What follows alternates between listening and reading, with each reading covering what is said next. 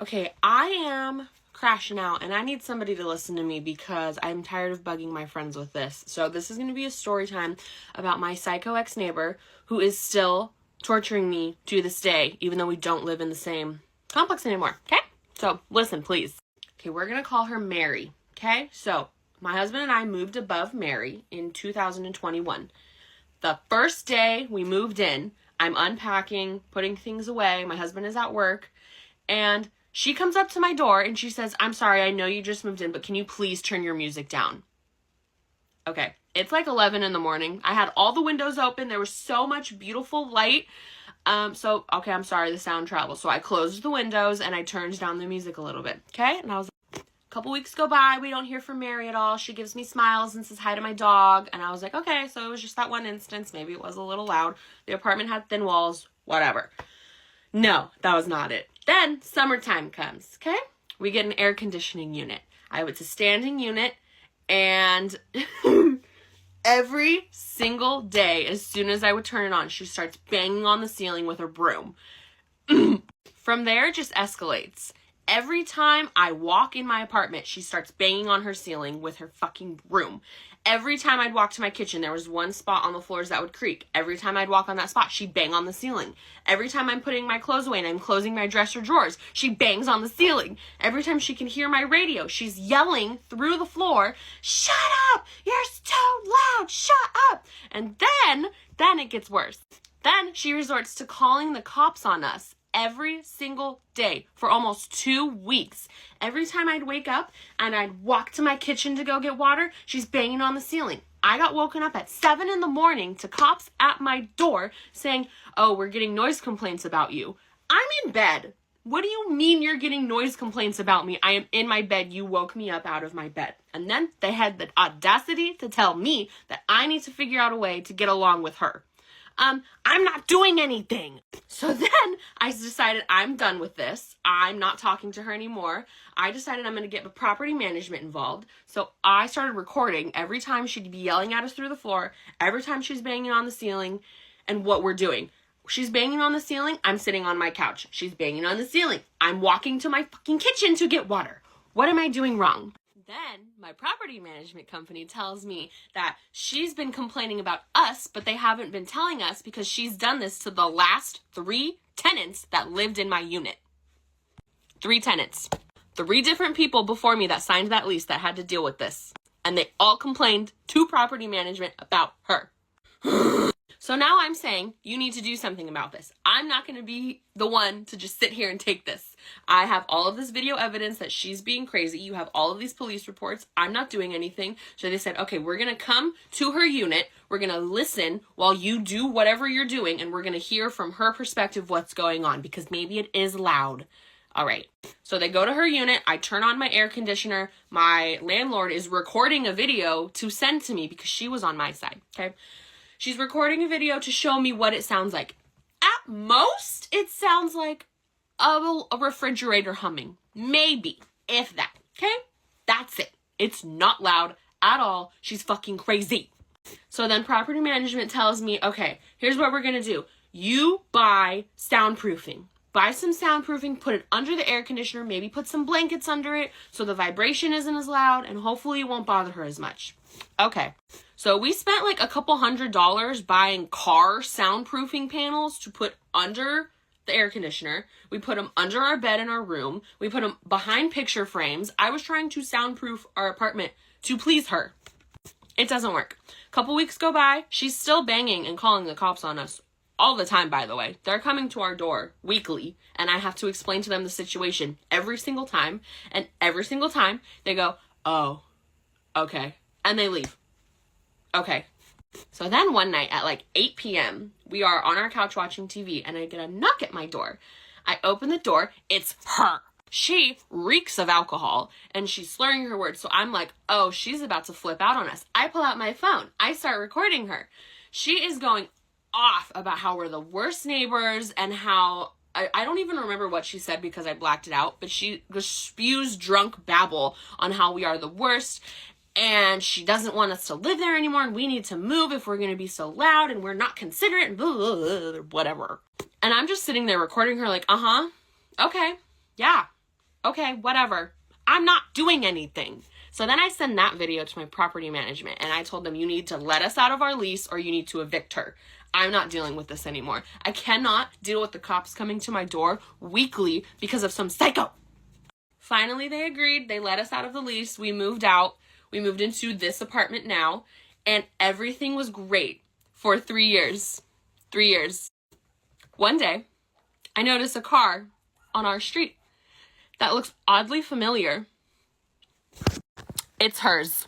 I'm thinking, oh, what is her car doing here? She must be visiting someone, right? She moved into my new complex. She lives by me again. She lives on the other side of my new complex, so I don't have to live right next to her, but I see her all the time going to do laundry, and every time she walks by me, she goes, what? Who did I piss off in this world that this is my karma? I am a good person, okay? I don't know what I did to deserve this, but she fucking lives next to us now. And ever since she moved in, we've been getting so many more emails from this property management company saying, we need to be considerate of our noise in the complex. We need to be considerate of our neighbors. Please turn your TVs down after 10. It's because of her, right? Like, she has to be complaining about the people that she lives next to now. So now, what do? I want to do something. So I'm thinking, should I pull my property manager, who lives right next to me, aside and show her the videos that I have of her and be like, is this the girl complaining? Is this her? You shouldn't have let her move in here. I don't know what to do. I'm freaking out. She saw me today walking up the stairs and she's like, I will fight you. I want to like really inconvenience her. Like, I want to do something that's going to make her life really annoying, but I don't want to do anything illegal. What should I do? I need ideas. Thank you for listening if you made it this far. I will have updates for you because I am going to tell my property manager as soon as I see her. The cursed necklace, story time. My grandparents had visited Germany, and when they came back, my grandmother gave my mother this beautiful purple diamond necklace. It was one of the most beautiful necklaces I ever saw. From the day that my mom put that necklace on, everything went to shit in our family. I mean, like literally, that evening my dad got into a wreck. The next morning, my grandma broke her arm. While cleaning that necklace, my mom's finger was almost cut off on that diamond. It wasn't even sharp. She had to get 4 stitches. One night, we had a little dance at school, and my dad had bought me this beautiful purple dress. So, of course, I asked my mom if I could wear that necklace with it, and she said sure. As soon as she put the necklace on me, I felt dread. Like everything bad in the world was on my shoulders. Every little sound bothered me. As I was taking pictures on the stairs, I fell down the stairs and broke my ankle. Damn. So I was taken to the hospital where they had to take the necklace off to do an x-ray, and as soon as it came off, I felt much better. So I get to go home and my leg's healing up, and my mom puts the necklace back in the jury box, but that didn't stop it from affecting our family. Not long after, these random birds began slamming into our house. Dead frogs, dead lizards, dead rabbits, dead rats, just so many dead animals laying around the property. My dad thought maybe somebody had put out poison. He thought maybe there was a gas leak, but I knew it was that damn necklace. My parents were on the verge of a divorce. They couldn't even get along at this point, and these were 2 people who had never had issues before she got the necklace. So it was during one of these arguments that my dad snatched the necklace off my mom's neck, and everything in the room, like the whole vibe, changed. As soon as the necklace hit the floor, my mom and dad both fell to their knees and started crying and apologizing for the way they'd been acting. 3 weeks later, our house burnt down. So we come home later that night to find the fire department putting the flames out, and then we walked through the house, and guess what was laying on the floor, perfectly preserved? That necklace. So my mom scooped that and all the other jewelry and stuff she could find up, and then they put it in a safe at my aunt's house. Literally within a day, everything at my aunt's house went to shit. Her husband, my uncle, got in a car wreck on the way home and nearly died. Her daughter fell down during cheer practice and broke her arm and entire hand. She had never even gotten hurt while doing cheer before. My sister stole the necklace out of my mom's jewelry box and wore it to school. That morning, the school bus broke down halfway to school. Once they got to class, they found that their pet guinea pig and rabbit had died. What was weird about that was the teacher said they saw the rabbit and the guinea pig early that morning when they arrived at school, and both were just fine. Here's where it gets so creepy though. So during the prom, my cousin, the one who fell down during cheer practice, she was now 16 and going to prom. She asked my mom if she could wear that purple necklace. Oh my God. My mom said, sure, you know I don't mind. Just make sure you don't lose it because mama gave that to us. Oh, hell. So my cousin and her date are in a limo going to prom. They have a good time, and on their way back home, they crash into a light pole and die. That tragedy was one that struck our and his family. It destroyed everyone. We didn't know how to move on past that. So my aunt and mom went to go identify her body at the morgue, and when they walked into the room, the necklace was still on her neck. My mom couldn't even find the strength to take it off her neck. They just couldn't believe this happened. My aunt was the one who took it off and she put it in her pocket. On the way home from the morgue, a big thunderstorm in the town over had knocked the power out for several miles. And this thunderstorm was now approaching my mom and my aunt. We had the first F3 tornado this town had seen in over 100 years. Damn!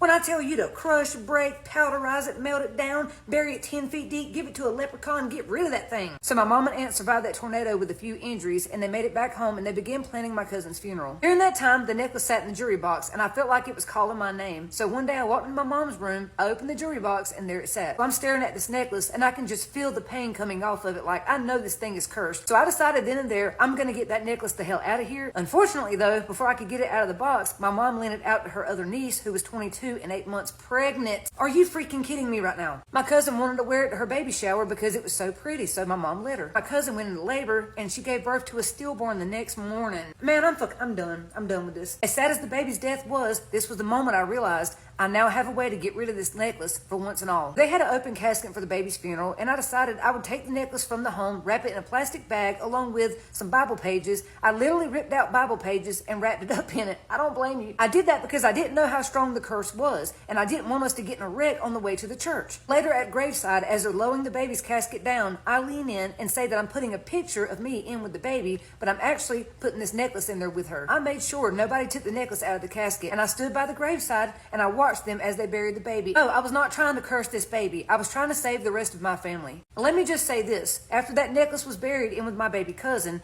I feel like anytime we went to the grave, I could still feel the vibes coming off of that necklace, like it was calling out to us, like it wanted to be dug up. Ugh, that's so weird. I don't know if someone is trapped in that necklace like an evil soul, a spirit, or if it was cursed by a witch. I have no idea. All I know is that necklace is dangerous and no one needs to possess it. Hey, I get it. I know a lot of people are saying, oh, you were going to curse that baby. But the baby was already gone. And I get you're trying to protect everybody else who's still here. Yes, this is a true story and my sister will back it up. This was sent in by Belinda. Since many of us are looking for a new person for a spooky, scary story time, I thought I would throw my name into the ring. My name is Samantha, and I live on coastal New England. So I'm going to be just trying this out by telling you some stories about things that either happened to me or people that I've met, and all of it is based around here in New England with the exception of one story from my husband, which I will tell you at a later time. So I met a young woman who told me that she is one of 8 siblings. And at some point in the early 2000s, when they were all pretty young, their parents went through a really nasty divorce. So their mom had to find a new place for all of them to live, and she had to find it fast. But the only place that she could find was this rundown house, and it was right by the beach. So the good news is that they had a backyard and they could go to the beach and they could be safe and all of that. But the house itself was very old and, the normal things that you expect to happen would happen. The roof was a little bit leaky, lights would turn on that you swore you turn off, doors would be open that you swore you closed, just like normal stuff like that. But because there was so much going on in their life and because there were so many kids in the house between the ages of literally like 3 and 19, everyone would experience these things but just sort of chalk it up to, oh, well, maybe so-and-so was using the bathroom, maybe so-and-so opened this, I don't know, right? A few years after that, their mom really managed to get back on her feet and was able to buy them a really, really nice house. Everyone, for the most part, had only one other person in their room, and again, coastal New England, so great schools, great life, fresh air, all of that kind of stuff. But one night, their house caught on fire. And still to this day, they don't really know why. The fire department was like, okay, it looked like an electrical fire, but I don't know. So there was a lot of kind of like, was it arson? Was it electrical? I don't know. But regardless, the fire chief wrote it off as electrical. So the insurance company said, hey, listen, because it is the pandemic, we are not able to put all of you in a hotel. They were like, I'm really sorry, but there just isn't enough room to accommodate all of you at one location.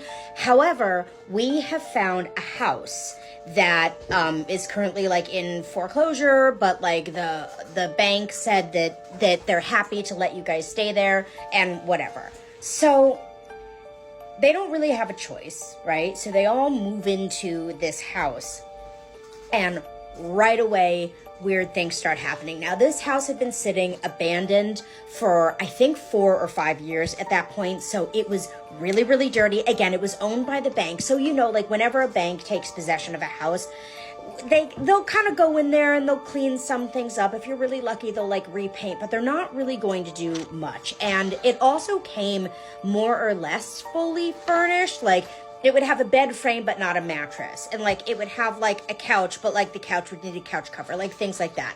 Right away, when they started moving in there, things started happening. Now, this particular house was really, really old. It was built in the early 1900s. So it was like a Victorian style house. And at that point, like the older kids, you know, they had found their own accommodation. So it was just the 6 kids and the mom. Right away, things started happening very similar to the other house they were in. Doors opening that you swore you closed, cabinet doors opening, pots and pans being moved around, lights turning on and off, you know, like stuff like that. But the creepiest thing about this house was that there was a phone on the wall. Now, in a lot of old homes here in New England, and actually my childhood home growing up had one of these, they have these like old phones that were like connected directly to another house. So like, for example, if there was a main house, there would also be a phone in the stable as well as the carriage house so that the family could call down and order the, you know, the carriage or whatever, right? So it was just this old phone from the early, like, it was like 1915 or something like that. It absolutely was not hooked up to the wall or anything. At that point, it was just ornamental, but they kept it in there for whatever reason. So one night, my friend was home, and it was just her mom, and her little brother. And all of a sudden, wouldn't you know it, that phone rang. How is that possible? I don't know. So they're screaming, they're watching it, they ignore it. Then all of a sudden, their cell phone starts ringing. So they're looking and there's no number. It doesn't even say no caller ID. It just says incoming call.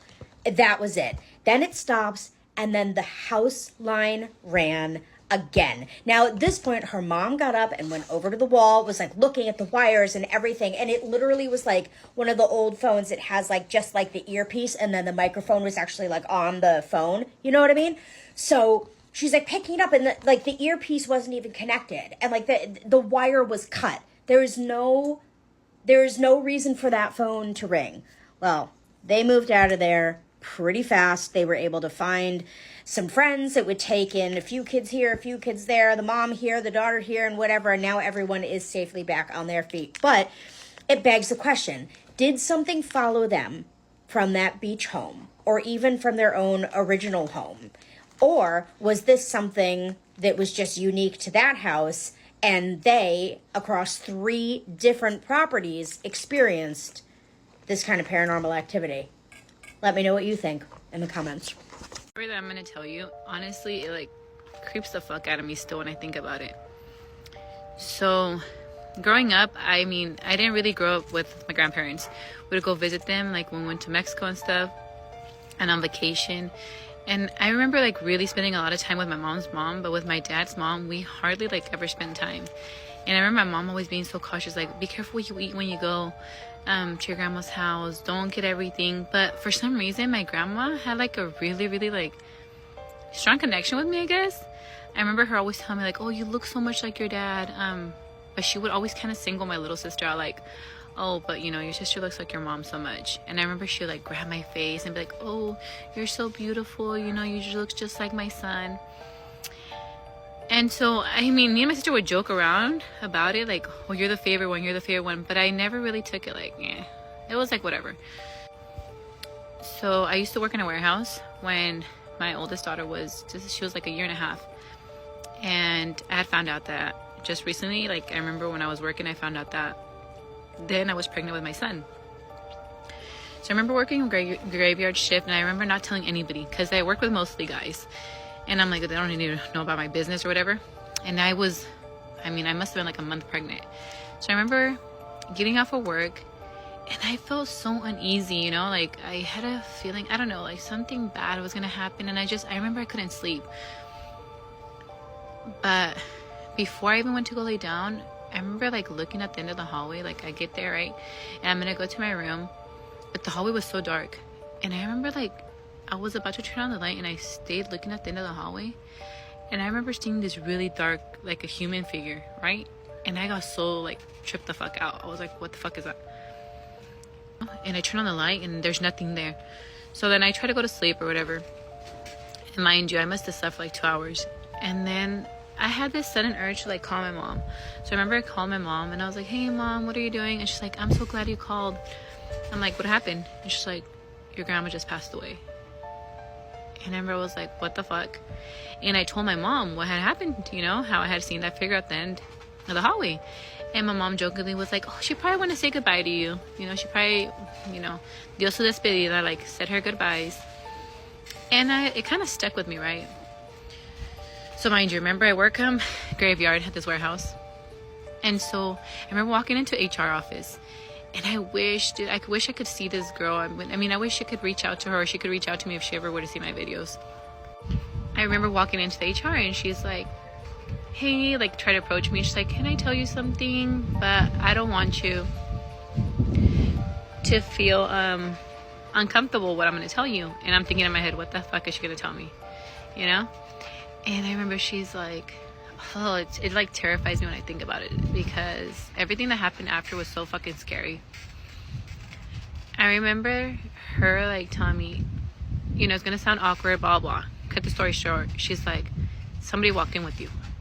And I'm like, the fuck? I walked in by myself, you know? She's like, no, there's this. It was an older lady that just passed away. And I remember looking at her like, what the fuck are you talking about? And she's like, starts describing my grandma to me. When she told me this, I felt like my heart dropped, you know? I'm like, how the fuck does she know? And so she tells me that, and then she's like, but she can't rest. Like, she needs to tell you something.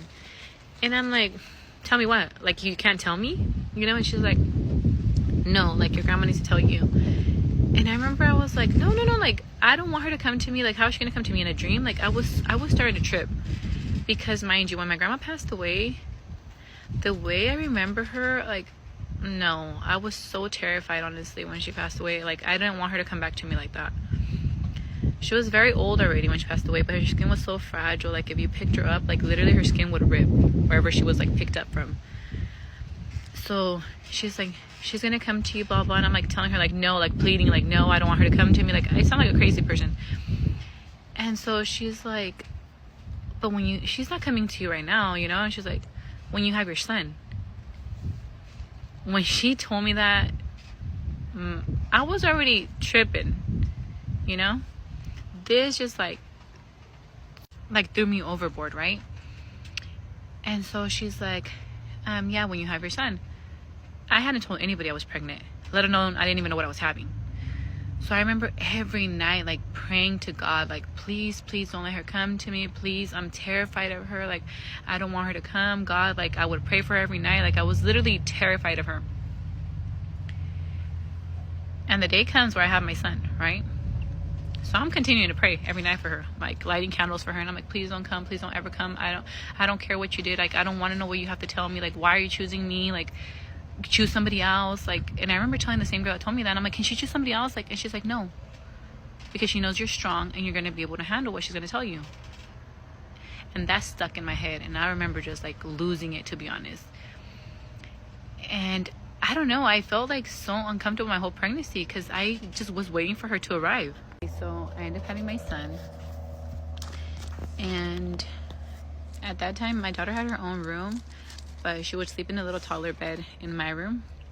So the toddler bed was right next to my bed, and I remember like breastfeeding my son. Tell me why. This is when I think about it, it's so terrifying, to be honest. Like, I really hope she doesn't ever come back, because my daughter's sitting in her toddler bed and she kind of like sits up and she's like not fully awake, right? So she's sitting up and her eyes, they're like not open, but she's like, I don't know if she's trying to open them or rolling back, but I'm tripping the fuck out. I see her sit up, and then she's like, Kukui, kukui. Bitch. Kukui? You know, I'm like, kukui, and I'm like calling her name, like, wake up, wake up. But let me give you a little background. When my daughter, when I was changing my daughter's diaper, right, we had a picture of my grandma in a spare room at my mom's house. And I remember how she like looked up at the picture and she was like, "Cucuy, cucuy," pointing at my grandma's picture. And I'm like, "Cucuy? Like, what the fuck are you talking about?" Like, cucuy is like something scary, right? In Spanish. And I'm like, telling like my mom, come here, look what she's saying. And mom's like, what the fuck? Like, why would she say that?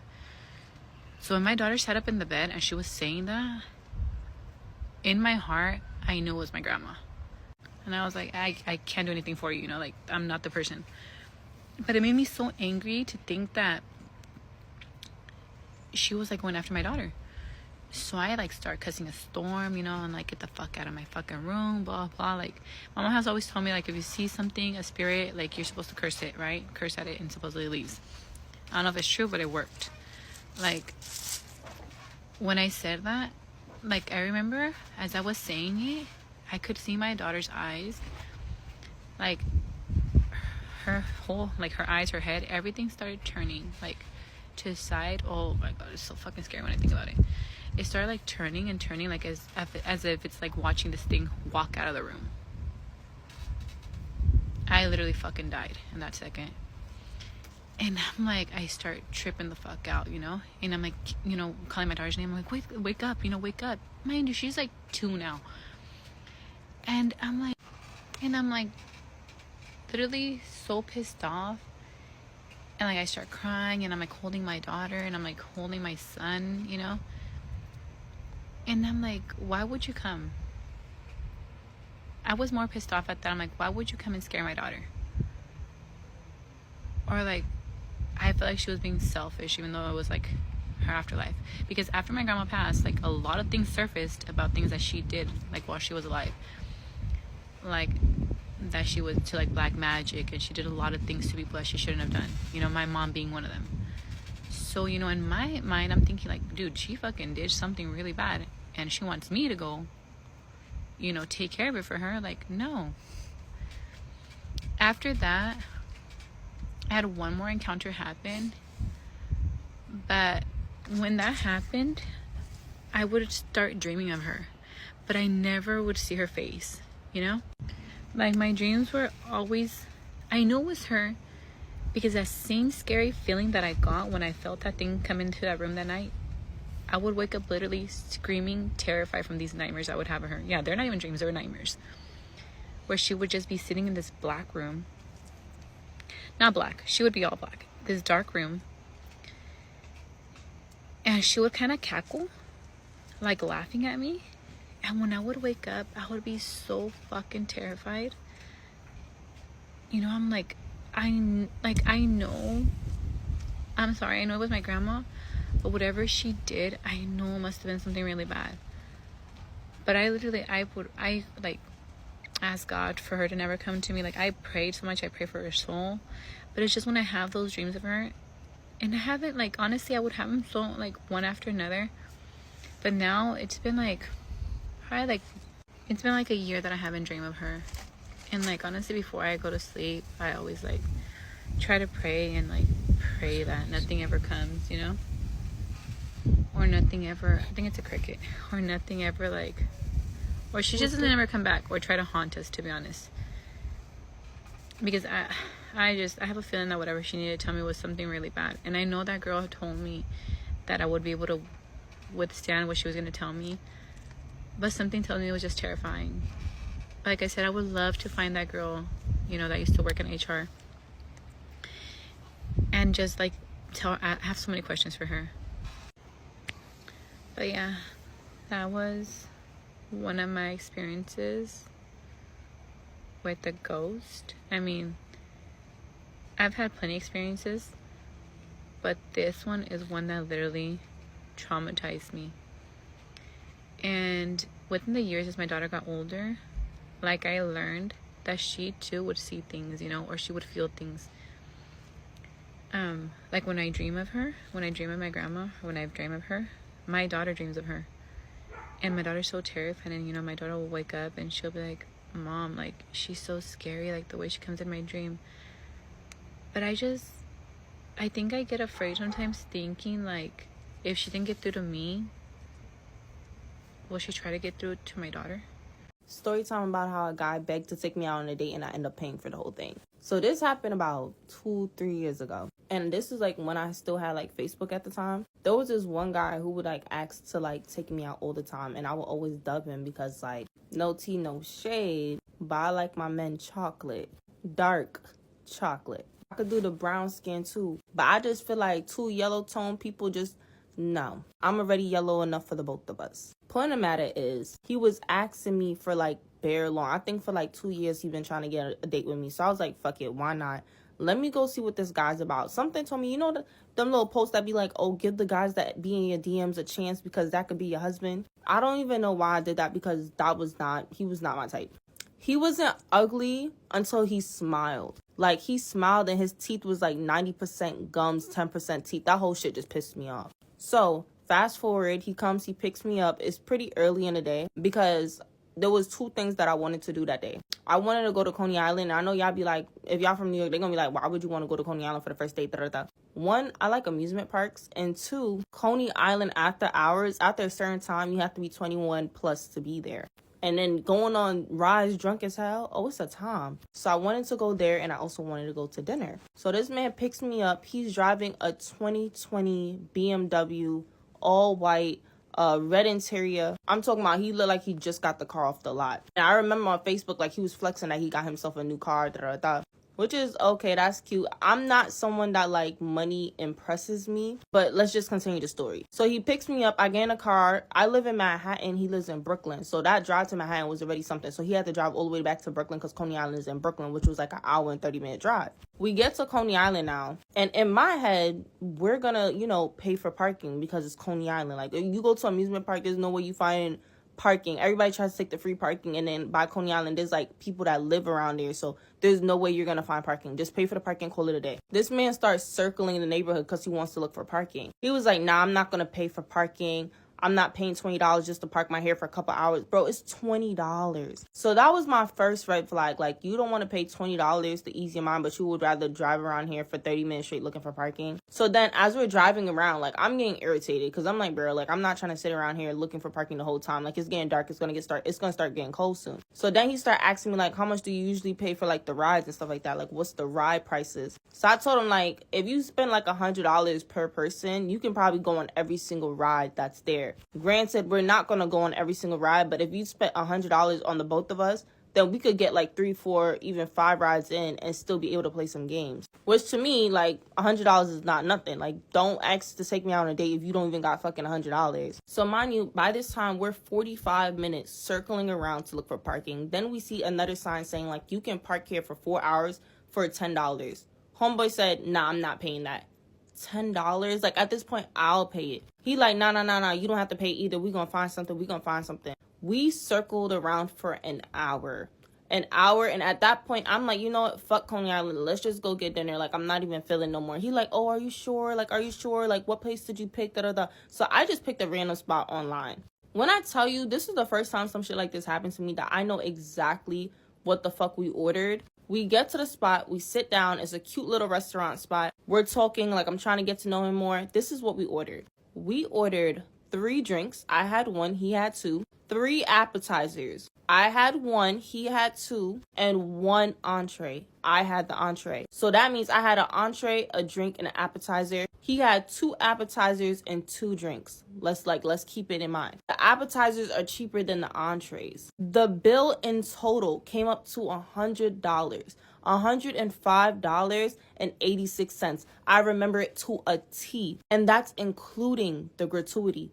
You know how good that is for you to get all that food for only $100, including gratuity? Especially in Brooklyn or like just in New York in general. So now the bill comes. This man pulls out the calculator on his phone to calculate what I got and what he got so we can split the bill.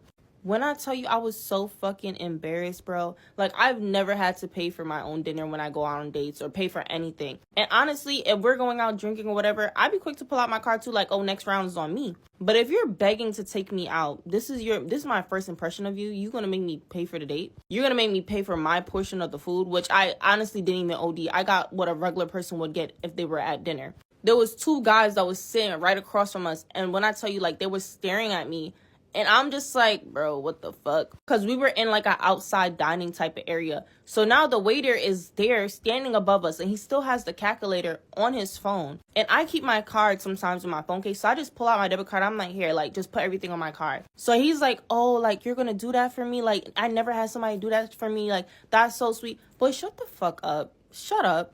At this point, I'm ready livid. I'm ready texting the group chat like, bro, like, why the fuck I just paid for this fucking date, bro? And they're all cutting my ass. So now we're walking back to the car. He doesn't even open the car door for me. I gotta open it for myself. Then he's like, oh, can I ask you something? And I'm like, like, what's up? He's like, when you go on dates and stuff like that, like, do you ever put in for gas money?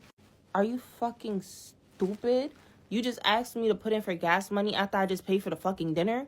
Like, the fuck? I'm like, no. Like, what the fuck? I never in my life had to put in for fucking gas money. Not even when my friends were taking me somewhere. Like, I never, like, I offered, but why the, are you asking me for fucking gas money? He was like, oh, because Manhattan is fake deep and I gotta drive an hour there and drive an hour back, da-da-da. But what the fuck? You the one that wanted to take me. You knew what the fuck you was getting into before you fucking picked me up. All right. So then we drive all the way to my house. It's kind of silent now because now I'm just hot. I'm literally just texting my phone. Like, you can literally hear this.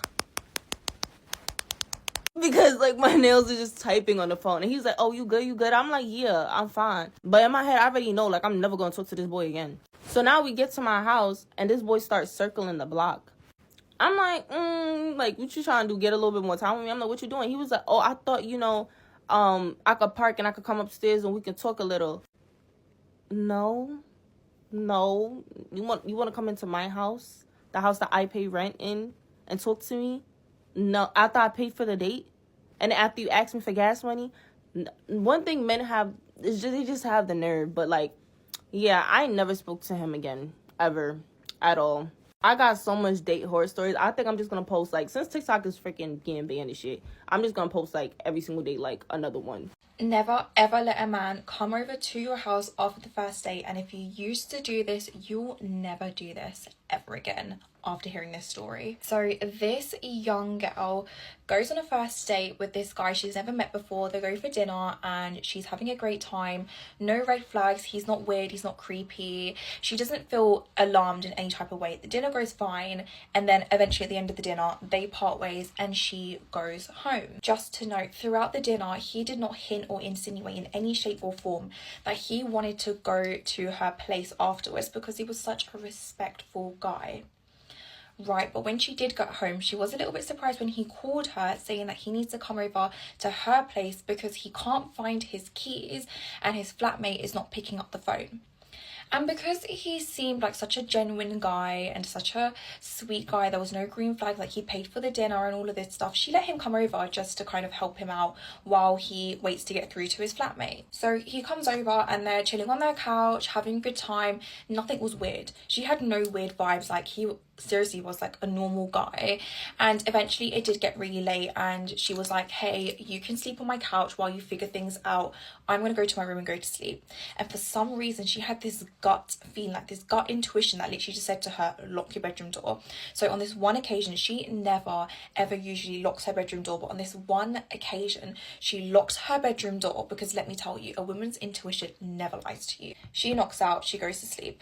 A couple of hours pass and she hears a few knocks on her door and it's him, and he's just asking her for a charger, but she had this instinct to not open her door and go show him the charger. So she literally just yelled from her bed and was like, the charger's in the kitchen, go help yourself. Says thank you and goes silent, and a couple of minutes go by. At this point she's just like, fine, he's got the charger, he's doing his business. But then he knocks on her door again and he's like, hey, this iPhone charger's not working. Can I come in your room? Like, do you have a charger in your room that I can use? Alarm bells are ringing in her head. And she's like, why does this man want to get in my room so badly? So she basically called the police. He did not know at this point that she actually phoned the police. He had no idea the police were coming. And then eventually she hears the police come, knock down the door. There's a lot of commotion going on in the living room. And then a couple more moments and a couple more minutes go past and the police eventually knock on her bedroom door saying, hey, it's the police, you're safe, you can now come outside. When she walked out her bedroom door into the living room, everywhere was plastered up. There was plastic sheets covering all the furniture, and there was a box of power tools, hammers, axes, drills, like you name it, screwdrivers, just a box of just tools there in her living room. If she did not use her womanly instincts, she would have been gone. She would have been gone. And it's just so sad that there are men and they are disguised. There are men that are disguised. They show this friendly, outgoing, showing all the green flags, knowing the right things to say, but they are just most horrific, nasty people. He was so prepared to unalive her that night. Babe, if you have listened this far, I cannot stress enough, never, ever, ever let a man come home to your house on the first date, because you don't know who this guy really is and you don't know what he's capable, and God forbid this ever happens to you. So make sure you tell your girlfriends and you make this as a mental note that you will never, no matter how sweet, how convincing this guy is, he's not coming home with you. I just had the worst, most awkward, terrible Tinder date of my life, and I just need to like talk about it real quick because this is insane. So I started talking to this guy literally today. We matched on Tinder today, and he was messaging me and like was pretty adamant. Like I didn't answer him at first, and then like he messaged me again. So I was like, whatever, like I'll give him a chance. Like, sure. So he's messaging me and basically is like, oh, like add me on Snapchat. I deleted my Snapchat and my Instagram. Long story, but I basically was like, oh, I don't have Snapchat, like you can text me. So I gave him my number and he starts texting me, and basically off the bat he's like, I really want to see you, like what are you doing later, like let's go to the movies, let's go on a date. And like he seemed so nice, he was so cute. On his Tinder bio it said he was in finance, he's 6 feet, he had a bunch of pictures, he was like verified, so real person. Like I was like, okay, like sure, let's go on a date. And he sent me like this movie and everything, and basically I was like, yeah, like I'm down, like let's do it. And he was like, awesome, like bought the tickets, like I'll see you tonight, blah blah blah. And then we were planning out like when we wanted to meet, if we wanted to meet like prior, all this stuff. We talked like all day basically. And so it finally came to like before we were going, and he tells me that his car is in the shop and he has to Uber, and it would be really nice if I wanted to pick him up. Instant fucking red flag. I should have just ran then. Don't know why I didn't. I was already in deep enough. I was just like, yeah, no, like we should just meet there, like just Uber. So he's like fine with that, whatever. So he Ubers there, I'm driving, and he gets there like a few minutes before me. So I call him when I pull in. I'm like, hey, I just got here. We got there like an hour early because we wanted to meet up and like talk and stuff before. I wanted to like get to know him, because when you're at a movie you can't talk and get to know the person. I'm so stupid for all of this. In hindsight, like I see this now. Anyway, I call him, I'm like, oh, like do you want to like come in my car and like we can like hang out in here and like talk before the movie or whatever. And he's like, yeah, sure, like I'll come out, just park wherever. Thank God I park literally right front and center, like under the lights. There's people outside, there's people in their cars, like, so I'm parked right front and center. He gets in my car and like all is like fine, and we're talking, whatever. And I basically like had to tell him, so before I left my house I realized I had a cold sore on my lip, whatever. Like a lot of people get them. I've gotten them ever since I was a little kid. I don't know, but I know they're contagious, and I know it's basically herpes or whatever. So I had to tell him, and it was like the worst thing to have to tell someone on a first date. And I was so nervous, I was so scared. And I'm like, if you want to leave now, like if you're all set, like I get it, like don't worry. I was like, I swear I don't have any other diseases, like this is it. I have a cold sore and I have to tell you, because like, yeah, like if we kiss, you know, like obviously we can't. And he's like laughing, he's like, you're so cute. He's like, no, like I don't care, I actually just got over one myself, like it's fine, like I want to kiss you. And I was like, oh, like okay. I was like, your choice, you know? And he's like, can I kiss you? And I was like, sure. Mind you, we literally were only talking for like 5 minutes, not even. Anyways, starts kissing me, keeps kissing me, and like grabs my leg, and I'm like, oh God, like, okay, this is not like, not what I imagined. So I kind of pull away. I started a different conversation. We started talking. He's just acting like really weird. Like he was like kind of annoyed that I like pulled out of the kiss. And so I asked him like, oh, like what happened to your car? Like why is it in the shop? And he starts being so weird and like moving around.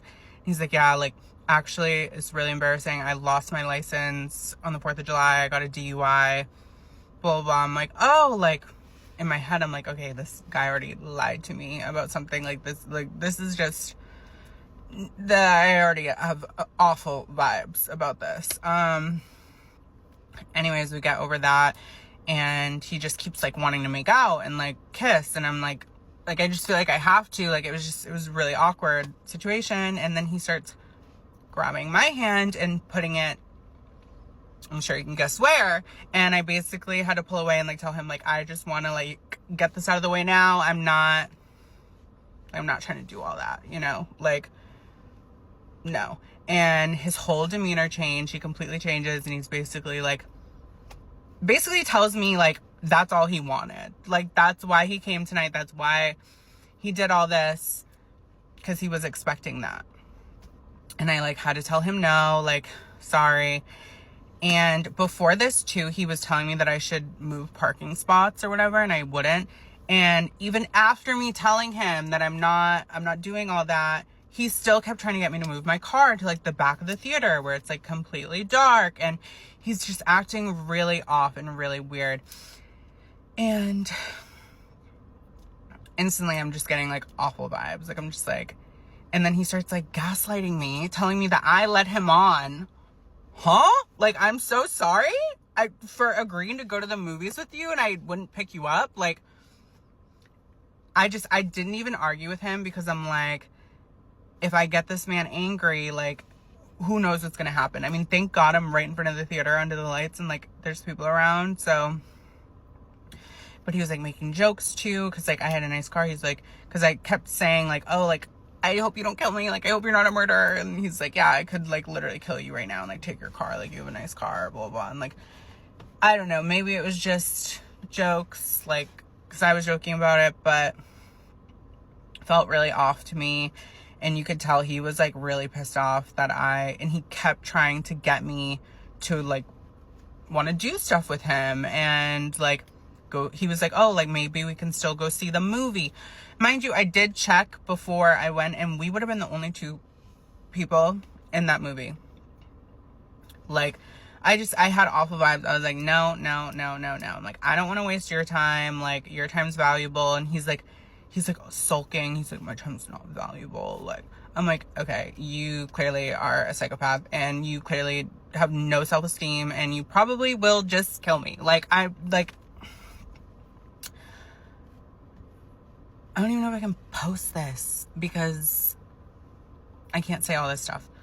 Whatever, I'm posting it. But yeah, so basically I started crying and was just trying to make him feel as bad as possible, because I'm like, I don't want this guy to kill me right now. Like he was being really weird. Like there's so much I could explain, but I had so many red flags. Thank God I had my like smarts about me, and whatever, like this could have ended so much worse. He basically was like, oh, like, will you at least wait for me, like my Uber to get here? And I was like, yeah, like sure, like I'm not gonna like piss you off anymore. Like his Uber got there, and like whatever, he's gone. I'm low-key kind of scared. I'm like, is there a tracker in my car? Is there something? Like, I don't know. I'm just gonna pray all is fine, I'm okay. But if I wake up dead tomorrow, y'all know what happened. But I shouldn't even joke like that. But anyway, I'm never going on another date again, and that's just that. Sorry, he ruined it for everyone. Okay, good night, bye. I'm happy to be alive. I like to play a little game at home called Refrigerator Jenga, where I try to remove something from the very back without moving any of the items cluttered in front of it. And it's fun because if I win, I get my item and I feel proud of myself. And if I lose, I spend 40 minutes cleaning up marinara and broken glass off the floor. Hey y'all, so I just got back from my trip from Mexico. I do look a little crazy, y'all. It's the next day and I just got back to Philly. But I'm here to basically tell y'all my experience in Tulum and tell y'all do not ever go. Don't go to Mexico, y'all. It's so dangerous.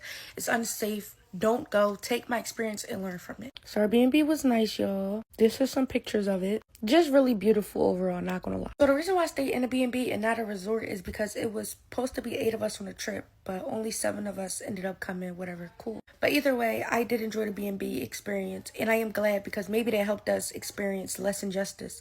Now, it might be different for other people, but I enjoyed my Airbnb and the services rendered. Now, when we first got to Mexico, the first issue that we encountered was the rental. If you know, they make you bid for business. They all be trying to, oh, come with me, come with me. I give you discount. I give you best deal. So at first, y'all, we went to Enterprise to bid for business. They told us that they were going to give us a 8-passenger truck, and they were going to give it for $600, $500, which is literally not bad at all. But where they get you at is that once you leave the airport, you cannot come back in, which is the strangest thing that I've ever heard. Think about it. In your city, when you leave the airport, do they not let you come back in? Wow. So whatever rental place you pick, they have shuttle buses to take you to where the cars is at, and you cannot get back into the airport through certain ways. Like, you literally have to go around the entire airport to get into certain ways. And where the rental cars is at, you cannot get back into the exact place where all the rental car places are bidding for your business. So we gets there, and for one, they did not give us the right truck. They literally scammed us, and they literally played that role like they were going to give us an 8-passenger. At first, they tried to give us a 5-passenger truck. Then the 8-passenger truck that they gave us, the truck was literally so small that 8 suitcases weren't going to fit at all. And at that point, it was like, we might as well just take it because we tried to get excursions done the first day, but that was stopping us up. The whole rental process, it was just too much. Whole time, y'all, then they try to get us to say they don't take they don't take debit cards. They need a credit card for their down deposit. So we had to go back to the airport, and we had to wait for somebody from a different rental company to come outside where the taxis and stuff is, and we had to talk to them. So we ended up going with Hertz. They gave us another bullshit car. Literally, the car speakers and the music was like staticky. It was just bullshit. It was literally bullshit. And they don't even let you try out the car before you buy it. They literally just make you buy the car. Then they pull up in the car and just give it to you. That's it. That's all. But at that point, y'all, like I said, not only were we in desperate measures, but we needed a car to get around. So it was just like, we just want to take what we got to take. Then our friends are literally looking for us, y'all. They're not letting them get to Terminal 3. They're in Terminal 4, y'all. They're literally right across. They could literally see us from the windows outside of their terminal.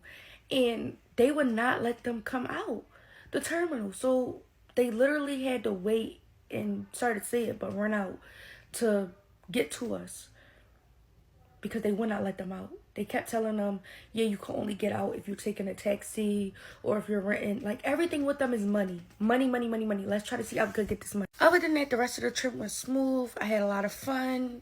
Nice restaurants, you know. A couple other restaurants was crappy that we tried. It was just one restaurant that was terrible. It's called La Taquera. Really terrible, really nasty. Do not recommend. But other than that, though, everything else was good. Cool. So the last day we agreed to go to the airport at 6 o'clock in the morning just because we did not know the check-in process. We'll check bags. We're in a different country. We're just trying to make sure that we get there on time at the right time. Lo and behold, our Airbnb is in the jungle, like in the forest, so it's no roads. Tulum is not fully built, if you know, you know. So they only have main roads, no service, and like where the Airbnbs and stays be at, because it just be dirt, rocks, mud. It's no roads, no streets, no nothing. Just paved roads with, I guess, mud, dirt, rocks, tree branches, all types of stuff that you will find in a jungle or a place like that. Cool, we're riding. Of course, our tire pops. So my boyfriend gets down, he tries to fix the tire, and he got everything right perfectly. The rental car gave us these corny tools to fix a tire, so that was already taking up a lot of time, literally. It was just so much going on, y'all. That's when we finally get done with the whole tire situation, y'all. It was just so much. And we get to go ride back to the airport. We're like, okay, we can still make it, y'all. We had like an hour or two left. We can still make it at this point. Come on, let's just have high energy. We're not even at this point worried about missing our flight, because we're looking at the GPS and the time is saying that we're going to make it before our flight. Of course, another problem comes. They stop us at a checkpoint where like these cops are at with the AK-47. You might as well say the cartel. Call it spade to spade. They stop us, y'all. They let all the cars pass. And of course, they stop us and pull us over. It's a checkpoint. It's like a toll, but people are standing there with guns, basically telling you if you could go or if, like, you have to get pulled over to get an inspection. So they're inspecting our car and saying that we're breaking laws because we don't have a seatbelt on, which is respectable. But then they're saying we're breaking laws because we're lapping it up, because the suitcases are taking up so much room in the back that we had to put one of the rows down in the seats and, like, had to sit on each other's lap. So they tell my mom, get out the car after asking for the registrations, the license, y'all. She's doing everything that they're asking. They tell her to step out the car. At this point, everybody heart is beating because y'all got these big guns. The man is clutching on the trigger. What are y'all going to do to my mom? Like, it was such a scary experience, and it was just uncomfortable. Then y'all barely speaking English. Y'all just, like, it's just weird. Like, y'all just picking at this point. So she tells my mom, yeah, pay $400 or you go to jail. Why would somebody want to go to jail? And that's messed up, because what if somebody don't have $400 and you're not supposed to do that? That's like a cop pulling you over and say, yeah, pay $400 or you go to jail. What? So they tell her, yeah, pay $400 or you go to jail. They're going to say, yeah, as a matter of fact, I'll do you a favor and give you a 50% off discount. What? What are y'all talking about? So then my mom like, okay, I don't have cash. Like, I only have a card. We don't take card. Yeah, y'all don't, because y'all know that those transactions are going to show, and that's illegal. You're not supposed to do that. So then they like, yeah, go over there, get the money, and come back by yourself. They told my mom to come back by herself. What? Like, what is wrong with these people, y'all? And then they took my mom ID, basically as a way to tell her, like, yeah, you have no other choice but to come back. We have your information. We have your ID. So my mom goes to get the money, and she walks back by herself, and my heart is literally beating, y'all. I get out of the car, and me and my boyfriend, we watching my mom from a distance, because at this point, like, we're panicking. People in the car is literally mad that they're about to miss their flight, and all I'm worried about, truthfully, is the fact that something could happen to my mom. Simple. Like, this man is walking over with an AK-47, clutching his gun. It's just too much. Like, I've never been in a situation like this before. So they ain't gonna tell my mom, put it down, put your hand down. Basically saying, put your hand down so nobody see what's going on. Give me the money down low so nobody knows what's going on. And as he tells my mom to put her hand down, like, he pointing the gun, like, basically, like, directing the gun to put her hands down. Like, that's say, yeah, no other checkpoints will stop you because you already paid. Lo and behold, we get stopped by another checkpoint. Like, at this point, I'm literally irritated. I'm literally so irritated. Like, I'm irked. Then we get to the airport. We're rushing. They gave us injustice. We had to book a whole nother flight, y'all. We had to stay at the airport. We're at Starbucks. Starbucks closed at 9 o'clock in the airport. 10 o'clock p.m. in the airport. And then they had the audacity to say that their airport closes at 9 p.m. I never heard of an airport closing. I thought our airports was 24/7. And it was other people, y'all, that was going through the same thing. They were kicking them out the airports. Literally, basically saying, like, they don't have a hotel, no car, no rental. Because at that point, you already returned your car. You already checked out your hotel, checked out your Airbnb. You just have to sleep outside till the airport opens up again. I don't know, find a way. It's basically what they tell you. That's so cruel. Then on the way back, they basically put, like, a warning on my friend to basically say, like, she's danger, check her. So every time we went through TSA at another airport, they pulled her in the room with cops, checked her down, checked her bag, scanned her phone, did all of this stuff for no reason, y'all. No reason. They checked my boyfriend, literally dumped out the stuff in his bag, patted him down, patted his dreads down, saying that, why? Because he's black with tattoos? That he was that they were scared that he was going to bring in cocaine. Then they don't talk English. They talk Spanish. So everything that you do, they get over on you. If they know that you don't talk Spanish and they know that you're not from here, they get over on you. They look at it like, oh yeah, we about to get this money. Then they made my boyfriend miss the shuttle buses, y'all. When we were at first of all, I forgot to tell y'all. When we were literally at the rental car, returning our car, they kept talking on the speakers, making the shuttle buses go past us. We put our we put our airports in this one shuttle bus. This Mexican man took all of our bags out, all of our luggage out the shuttle bus and pulled off on us. And we kept telling them that we were in an urgency to get to the airport. So if you're stuck in a situation like that, don't tell them. Because then they do stuff to hold you back up so that you can stay in their country and spend more money and buy another ticket. They are all working together to get more money from tourists. And that is not okay. I understand that your country is kind of poor, but you do not get over on other people. It's simple. 82% of CIA agents are men, which is crazy to me because one time I used a guy's public Venmo transaction history and his Twitter likes to figure out that he was also seeing a girl across the country. And I just don't believe a man could do that. Basically, my mom was going to get married to this man. Well, they did get married. But before they got married, they decided to do everything that they were supposed to do. They didn't sleep with each other. They had a big church wedding. They even went and got tested for STDs. At the STD clinic, they stood in front of each other in front of the doctor. She said to him, "Oh, I'm clean. I'm good. I'm tested. I don't have anything." She said the same thing for him. She didn't look at the papers. Thought nothing about it. They get married. They even moved to South Carolina. Mind you, we're originally from Florida. They get married. I don't go with them. I'm like 5 years old at this time. My mother gets pregnant. And so then she goes into the doctor. And they call her back afterwards. She's used to this because she has diabetes. And normally they call you back and say, "Hey, you have diabetes. You need to be more careful." No. They said to her, "Hey, you have HIV." She was like, "What do you mean I have HIV? I've been with the same man. What do you mean?" Mind you, this is 2005. They don't know as much about HIV as they do now. And so primarily that happened with gay couples. But gay people aren't the only people who can get HIV, of course. So she finds this out and she's like, "Oh my God, what?" They also tell her, "You're pregnant with twins." So she doesn't tell anybody for about a month just because she's so stressed and she's in shock. And so she finally tells him, and the first thing he says is, "Please don't tell anybody." And he also told her, no one else will love you. You have to stay with me, all this crap. She calls my grandparents. They come and get her. She takes everything she came into that marriage with. And the only thing she left him with was a microwave. Period. She comes home and she tells a few family members. And so my aunt calls her and it's like, "Hey, turn on the news." There's a story on the news where one person knowingly infected the other person with an STD and they got prison time because it's illegal. So then she realized, hey, this is a crime. And so we have a family friend who's a police officer. She tells him and he's immediately like, oh my God.